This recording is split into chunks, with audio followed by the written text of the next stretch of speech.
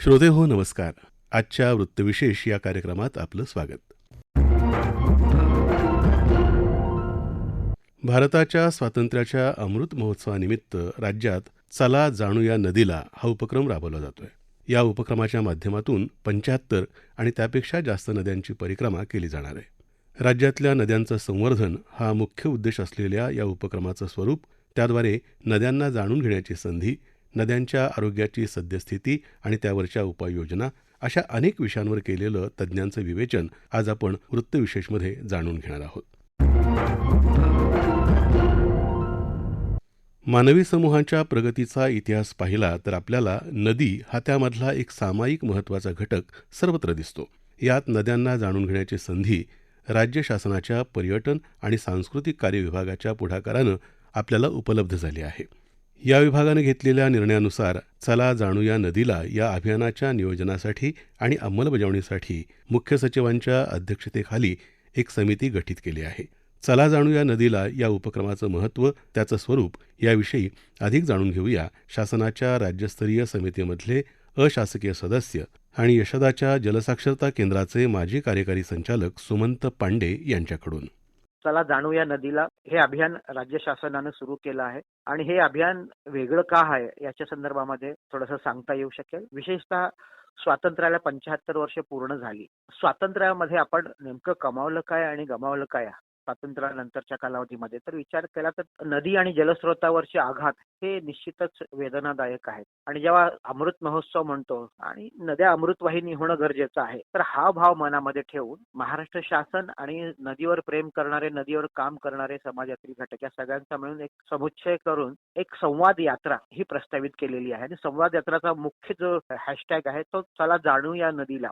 ते या प्रत्येक शब्दाला खूप खोलवर अर्थ आहे, त्याबद्दल आपण बोलूया. नदी संवाद यात्रा म्हणजे नदीशी जाऊन संवाद साधणे, नदीला बोलतं करणे. नदी सांगते गेल्यानंतर नदी ही जिवंत आपली प्रतिमा आहे आणि नदीला आपली माता देखील आपण म्हणतो. आपल्या ज्या पंचमाता आहेत त्यामध्ये नदी, भूमाता, स्वमाता आणि नदीमाता, तर ही शास्त्रामध्ये अनादी कालापासून ती उपाधी तिला दिलेली आहे. वस्तुतः नदीला माता म्हणण्याचं कारण काय, तिच्यामध्ये जिवंतपणा आहे, जीवजंतू राहतात, अनेकांना आश्रय ती देते, म्हणून नदीला नदी माता म्हणतात. तिच्याशी संवाद साधणे. आणि आज परिस्थिती अशी आहे, ढवळमानाने आपण जर बघितलं महाराष्ट्रामधून सुमारे 6 नदीखोरे आहेत आणि त्या प्रत्येक नदीखोऱ्यातला विचार केला तर 200 साधारणतः एकंदरीत उपनदीखोरे आहेत. आणि गोदावरी नदीचा विचार केला तर 49% भाग हा गोदावरीचा महाराष्ट्रातून जातो आणि या गोदावरी नदीमध्ये सुमारे 30 उपखोरे आहेत. तर ह्या सर्व उपखोऱ्यातील नद्या आणि प्रमुख नद्या या सगळ्यांची स्थिती जर आपण आज बघितली तर कुठल्याही नदीची स्थिती ही अतिशय सकारात्मक आणि खूप चांगली आहे असं म्हणणं धाडसाचं ठरेल. त्याचं कारण असं आहे की नद्यांमधला अविरलता म्हणजे जो प्रवाह सातत्याने असावा तो प्रवाह तिथे खंडित झालेला आहे. आणि निर्मलता म्हणजे नद्यांमधला जो पावित्र्य आहे, क्वालिटी ऑफ वॉटर, ते पण बाधित झालेलं आहे. तर या सर्व गोबाबींचा आपण विचार केला असता हे लक्षात येतं की भूपृष्ठजल आपण कुठल्याही परिस्थितीत पिण्यायोग्य राहिलेलं नाही. आणि ज्यावेळेस नदीमधली जी गौण खनिज आहे, विशेषतः वाळू, त्या वाळूचं वारेमाप उपसा करून इतर ठिकाणी ते वापरण्यात येत आहे. त्यामुळे जेवढे पाणी नदीमध्ये त्याच्यापेक्षा 200 पट पाणी ह्या वाळूमध्ये राहतं, ही अशी सर्वसाधारणपणे शास्त्रज्ञाची मांडणी आहे. पण वाळू निघून गेल्यानंतर वाळूमध्ये राहणारे जीव जंतू, किडे मकोडे हे जे सगळे आहेत हे नदीचे पूरक आहेत, ते मुलबाळ आहेत नदीचे, त्यांचा अधिवास नष्ट होतो. आणि ह्याला आपण नदीचा तट म्हणतो की रायपेरियन झोन. तर रायपेरियन झोन हा खूप मोठा अधिवास नदीचा असतो, तिथं पक्षी, बरेचसे जलचर, भूचर त्या ठिकाणी वास्तव्य करून असतात. आणि हाच आपण जेव्हा नदी समुद्राला मिळते त्यावेळेस तिथे कांदळवन असतात, मॅनग्रोव्ह म्हणतात, त्या ठिकाणी एक वेगळं विश्व त्या ठिकाणी तयार होत असतं. म्हणजे ॲक्वॅटिक प्लांटचं ब्रीडिंग आणि ब्रुडिंग त्या ठिकाणी होतं, तिथून ते पुन्हा समुद्रामध्ये मासे जातात. तर हा सर्व समग्रतेने नदीचा विचार करणं आपण गरजेचं आहे. आणि समग्रतेने विचार करत असताना आपल्याला असं लक्षात येतं की खूप मोठे आघात झालेले आहेत आजवर.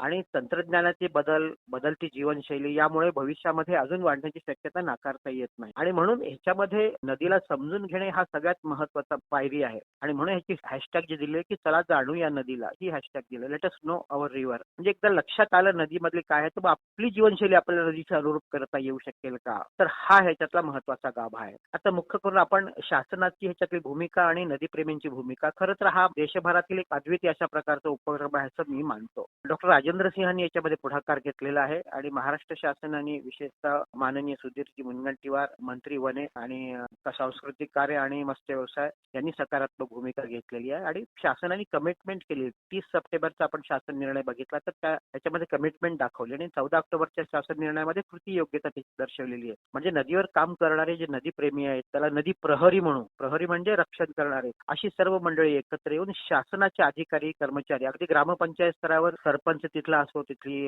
लोकनियुक्त प्रतिनिधींची बॉडी असो, तिथला ग्रामसेवक असो, तलाठी असो, शासकीय अधिकारी कर्मचारी पदाधिकारी हे आणि नदीप्रेमी या सर्वांनी एकत्र येऊन ती यात्रा करायची आहे. आणि यामध्ये खूप मोठे स्ट्रेच असे घेतलेले नाहीत अभ्यासाला. उदाहरणार्थ तर गोदावरी नदी आहे. गोदावरी नदीला मिळणारी एक नदी आहे ती वाशिमहून निघते आणि गोदावरीला मिळते. त्या नदीचं नाव आहे कयाधू नदी. सुमारे 100 किलोमीटर जाणारी ही नदी आहे. या नदीवर 2-3 असे ग्रुप त्या ठिकाणी काम करत आहेत. आणि नदीचा अभ्यास करणे म्हणजे नेमकी नदीला कुठे अतिक्रमण आहे, कुठे शोषण झाले, कुठे त्यातले वाळू उपसा जास्त झालेला आहे, ह्याच्या नोंदी ठेवणे आणि नोंदी ठेवल्यानंतर त्याचा एक संक्षिप्त अहवाल तयार करणार आहे. तो अहवाल जिल्हाधिकाऱ्यांना सादर करणार आणि पर्यायाने तो शासनाला सादर करणार आहे. आणि हा अहवाल नुसता कागदोपत्री अहवाल नाही, कारण हा लोकांचा अहवाल आहे आणि लोकांच्या अहवालावर लोकही काम करण्यासाठी पुढे इच्छुक आहेत. तर अशा पद्धतीने आपल्याला हा पूर्ण उपक्रम राबवायचा आणि यामध्ये इतका प्रचंड उत्साह आहे. आम्ही प्रातिनिधिक स्वरूपामध्ये 75 नदी खोऱ्यांमधून काम करायचं असं ठरवलं होतं. तथापि आता ती संख्या वाढते आहे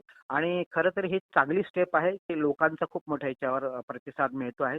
यासाठी आता प्रोसेस कशी आहे? 2 ऑक्टोबर 2022 रोजी राष्ट्रपिता महात्मा गांधी यांच्या जयंतीनिमित्त वर्ध्यावरनं प्रातिनिधिक स्वरूपात मध्ये 75 नदी प्रेमींना जलकलश आणि भारताचा ध्वज तिरंगा त्यांना देण्यात आलेला आहे आणि हे घेऊन ते आपापल्या कार्यक्षेत्रात आले. तिथून नदीचा स्ट्रेच त्यांनी आयडेंटिफाय केला होता. त्यातल्या सगळ्यांशी संवाद साधला आणि 15 ऑक्टोबर 2022 रोजी डॉक्टर APJ अब्दुल कलाम यांच्या जन्मदिनाचे औचित्य साधून बऱ्याच ठिकाणी प्रचंड उपक्रम झाले. आता ह्याच्यामध्ये मांजरा नदीचं उदाहरण द्यायचं झालं तर मांजराची साधारणतः 720 किलोमीटर मांजरा नदी आणि ती इंटर डिस्ट्रिक्ट आणि इंटर स्टेट रिव्हर आहे. म्हणजे कर्नाटक आणि तेलंगणा इथून पुन्हा महाराष्ट्रामध्ये येते. तर त्यासाठी मानवलोक या संस्थेचे आणि अनिकेत लोहिया जे जलप्रहरी म्हणून आहेत त्यांनी ह्याच्यावर खूप मोठा एक हे केला. याच्या उगमापासून ती यात्रा त्यांनी काढलेली आहे आणि खरं तर आता आधुनिक ह्याच्यामध्ये जे म्हणतात ना क्लायमेट चेंज, ह्याच्याशी कशी सांगड घालता येईल हे आपण बघूया. पण नदी अविरल राहिली, नदीमध्ये पाणी राहिलं आणि निर्मल राहिली नदी, तर प्रदूषण पूर्ण शोषून घेण्याची क्षमता नदीमधल्या जंगलामध्ये आहे आणि ती जर नष्ट झाली तर कसं होणार आहे? हा एक महत्वाचा ह्याच्यातला भाग आहे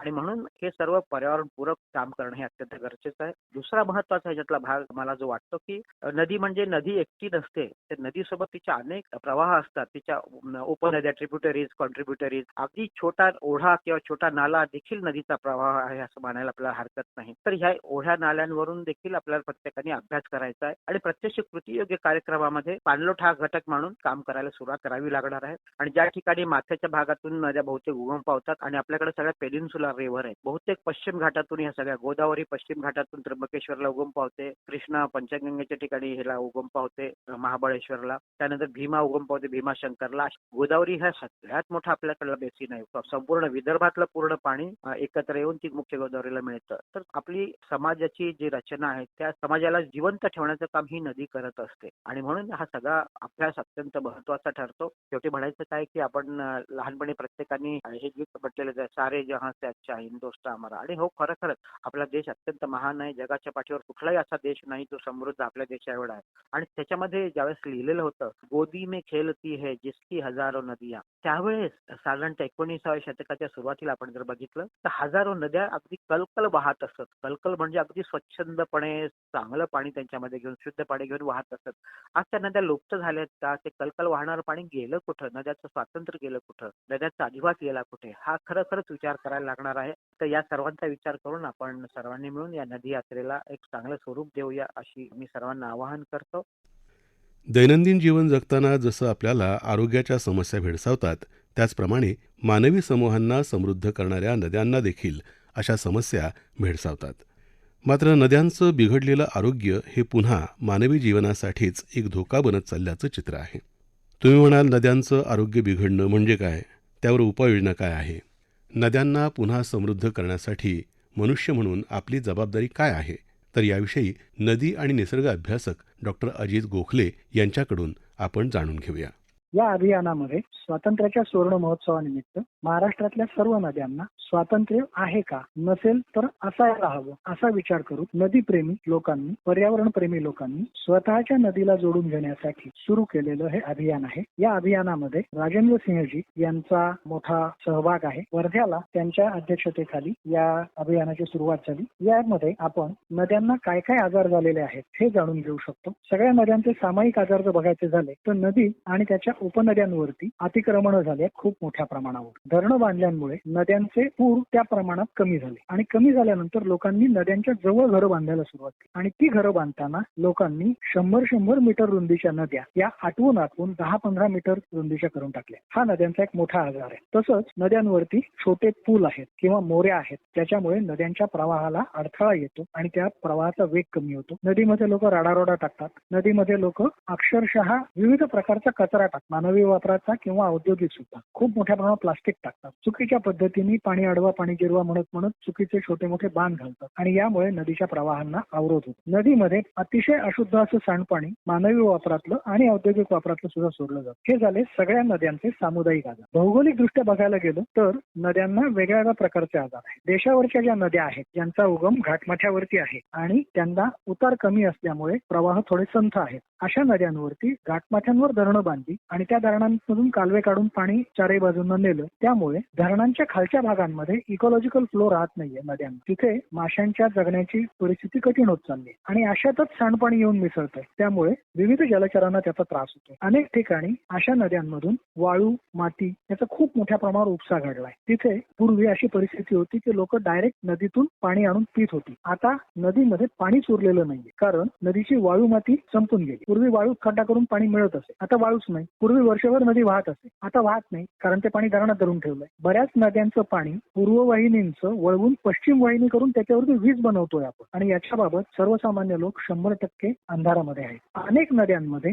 चुकीच्या शेती पद्धतीमुळे अतिरिक्त गाळ किंवा खरं तर माती येऊन बसली आहे. देशावरच्या नद्यांमध्ये माती आहे तर कोकणातल्या नद्यांमध्ये दगडगोटे. हे दगडगोटे आले कुठून तर खूप मोठे इन्फ्रास्ट्रक्चर प्रोजेक्ट जसा मुंबई पुणे हायवे किंवा देशाला जोडणाऱ्या विविध घाटांच्यामुळे पडलेला राडारोडा हा नद्यांमध्ये आला आणि नद्या कोकणातल्या ज्या आहेत त्या रुंद व्हायला लागल्या. आणि हा जो प्रश्न आहे या प्रश्नावरती काम करायला विविध लोकांनी सुरुवात केली. नाटळ नदी कणकवली जवळची, काजळी नदी साखरपा कोंडगाव जवळची, काळ नदी रायगडाच्या मागच्या बाजूनी येऊन महाडकडे येणारी, शिव नदी चिपळूणकडे येणारी, सावित्री नदी पोलादपूरून महाडकडे येणारी आणि बाव नदी या मोठ्या नद्यांमध्ये खूप खोल डोह होते, ते भरून गेले. त्यांची स्वच्छता करायला लोकांनी सुरुवात केली आहे. जालन्यामधल्या कुंडलिका नदीची स्वच्छता करायला लोकांनी सुरुवात केली आहे आणि खूप चांगलं काम तिथे घडतं. नाम फाउंडेशननी एकंदरीत 93 नद्यांवरती लोकसहभागातून खूप मोठ्या प्रमाणावर नद्यांना त्यांचं जुनं रूप पुन्हा मिळवून देण्याचं काम केलेलं आहे. याच्यामध्ये नदीच्या पर्यावरणाला काही धोका पोहोचलेला नाहीये, तर नद्यांना जुनं रूप मिळतंय, त्यांची रुंदी त्यांना परत मिळते,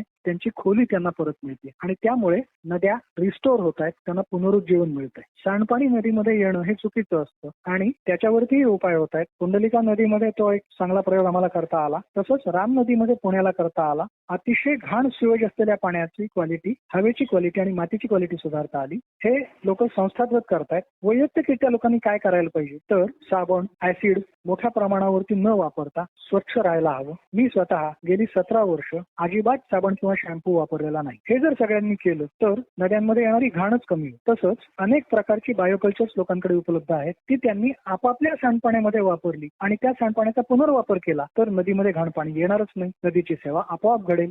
जगाचा इतिहास पाहिला तर जिथं जिथं नद्यांचं अस्तित्व होतं त्या ठिकाणी मानवी वस्त्या आणि शहरं निर्माण होऊन मानवानं विकास साधल्याचं दिसून येतं. मात्र आज विकासाच्या नावाखाली आणि वाढतं जलप्रदूषण पाहता या नद्यांचं आरोग्य धोक्यात आल्याचं दिसतं. त्यामुळे नद्यांची स्वच्छता असो, त्यांचं संवर्धन असो वा त्यांच्या आरोग्यासाठी सुरू केलेले उपक्रम असोत, त्यात सहभागी होऊन आपण सर्वांनीच आता आपल्याला समृद्ध जीवन देणाऱ्या नद्यांना पुन्हा समृद्ध करण्यासाठी एकत्रित प्रयत्न करणं गरजेचं बनलं आहे. याबरोबरच आजचा वृत्तविशेष हा कार्यक्रम संपला. हा कार्यक्रम आकाशवाणी मुंबईच्या प्रादेशिक वृत्त विभागानं सादर केला. संपादक आणि सादरकर्त्या सरस्वती कोळेकर, निर्मिती सहाय्य गुरुनाथ तेरवणकर, लेखन आणि समन्वय मनीष कुलकर्णी आणि निवेदन सुनील कांबळे.